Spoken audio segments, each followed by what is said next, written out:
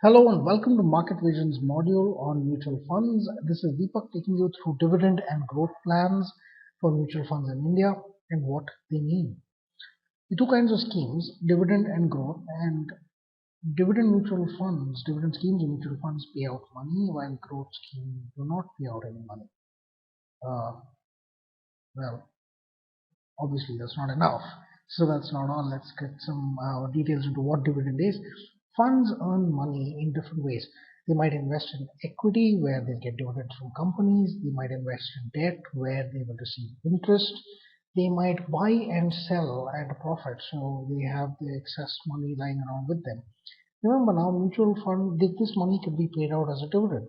Uh, the money that they earn, that is. Mutual funds by themselves aren't taxed as an entity. So if a mutual fund earns profits, and it retains those profits inside the fund is not taxed at all, unlike in the US. So dividends and as part of the tax law are not taxed in your hands when you receive dividend. So is this free profit? Obviously, there's some profit being made, and if there's no taxation at the mutual fund end, there's no taxation at your end. What really happens? The government is really not stupid enough to let go of all that revenue, and what they do is they charge a dividend distribution tax on mutual funds.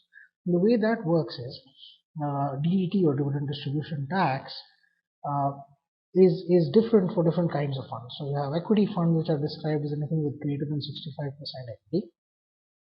There is no dividend distribution tax at all. So there's a small tax when you sell an equity mutual fund or selling units of an equity mutual fund, 0.25%, but no dividend distribution tax. Liquid funds have 25% distribution tax, and all other funds have 15%. Now, liquid funds typically invest in the overnight markets, and they're supposed to compete with fixed deposits or even savings accounts. So to bridge the difference, they charge a higher dividend distribution tax.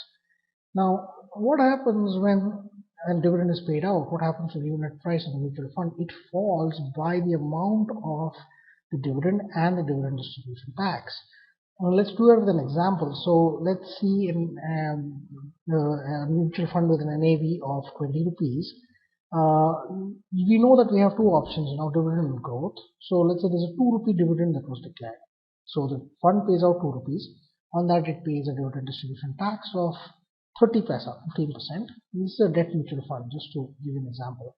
There is no payout for the growth, so the growth continues as is. What happens to the NAV of the dividend fund is that it goes down to 17 rupees 70 paisa. The growth fund, on the other hand, stays at 20. So there is a vast difference between the NAV of the dividend fund and the growth fund. And you'll find this when you look at mutual funds online, as there's a big difference in the unit prices. It's simply the fact that dividends just get reduced from the NAV as they're paid out. Why would you choose a dividend option? Sometimes you need to get paid regularly. So they have options: monthly dividend, daily dividend, weekly dividend, and so on. Sometimes you don't specify the interval. It's just a dividend plan, so dividends are paid whenever the fund manager wants. But typically, something that says monthly dividend might give you some kind of a cash inflow every month if you need it. So, for instance, a retired individual might want to use it to augment his pension or other sources of income. But these dividends aren't guaranteed, neither is the frequency nor the value. That means they can say weekly dividend, but if the fund doesn't have any money, it need not pay every week.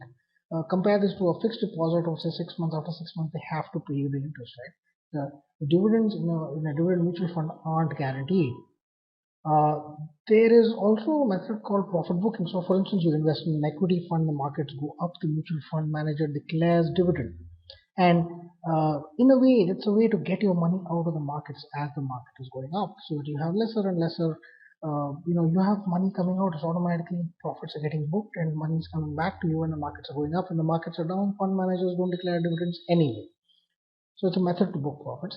You might want to save some tax, say it's liquid funds versus keeping your money in your savings account, or in some other cases, the taxation difference, if you're in the highest bracket, you pay 30%. Dividend distribution tax on liquid funds is still 25%. So there's a small arbitrage. A lot of Corporates use this because their tax incidence is 30 to 33% otherwise, versus using dividend distribution tax, they get a lot, they get about 5 or 6% lesser in terms of taxes. Now, why would you choose a growth mutual fund? For debt mutual funds, let's say your tax rate is less than 15%. This could apply to someone who's a senior citizen who needs about 3 or 4 lakhs of income, and his real tax rate is less than 15%, maybe even 10% on the income that he earns. Using dividend, you have to pay 15% dividend distribution tax for debt mutual funds. You want safety. So you choose a growth mutual fund and sell units. So it also is beneficial for long-term capital gains. So for instance, if you hold something for more than a year, hold a mutual fund and debt for more than a year, your first 6 to 8% of returns are absolutely free because of this indexation benefits. I will speak about that in a separate lesson. The difference is that if you get 10%, as typically your debt mutual fund will give you 8, 9, 10%. But if your first 6 to 8% of that is free, that means your taxable real income is much lesser if you use a growth mutual fund. Dividend, you'll pay 15% no matter what. And I'll explain this more in a later video. Third reason why you do want to use growth is that you want to stay invested. You don't want to keep exiting from a mutual fund every time. So you want to stay invested, compounds your growth, and it keeps your money locked into the fund longer. Finally, you want to plan your own exits. Depending on the fund manager to give dividends, it's perhaps not the best strategy, because the fund manager may declare less dividend than you expect. Sometimes he may give you more money than you want. So you can plan that out better by going through a growth mutual fund, selling as many units as you want. It may be a more useful thing to do. Now, there is a concept called dividend stripping, and I explain that in this context. So let's say, dividends are usually declared a few days before they're actually paid out. You can buy a fund, take the dividend, the NAV falls. Now you sell the dividend. Technically, it's at a loss because you bought it at a higher price. You got the dividend, it's tax free, but you sold it now, it's sold at a loss, and use that loss to offset some other gains. So technically, you could have had some other shares which you sold, and you offset that um, uh, in some way that allows you to pay no tax. But again, the government is not stupid, at least most of the time. So you can't really do this kind of thing. So what happens is, if you buy a mutual fund, just between the time that the dividend, just before the dividend is actually paid out, you're going to hold it for 3 months until you sell. Otherwise, what happens is you're not allowed to recognize the loss.